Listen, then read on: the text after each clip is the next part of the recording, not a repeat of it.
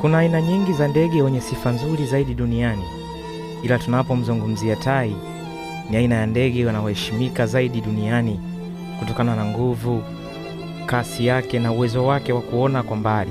Miongoni mwa sifa zinazowafanya tai wawe wa kipekee ni uwezo wao wa kuona mawindo kutokea mbali na kilomita za mbali zaidi. Wanaporuka angani, wanaweza kumuona sungura, samaki au nyoka akiwa chini kabisa na kushuka kwa kasi kubwa kumkamata kwa makucha yake makali yenye nguvu. Katika maisha yao, tai hujenga viota vikubwa juu ya milima au miti mirefu ili kulinda mayai ya watoto wao dhidi ya maadui.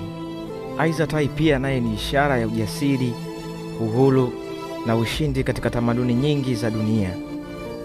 Kwa jumla, tai si ndege wa kawaida, ni mfano wa nguvu, uvumilivu na maono ya mbali.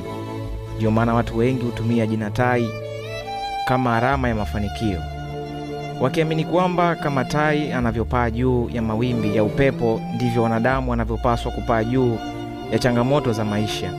Je, ni kweli tai anapaswa kuitwa mfalme wa anga?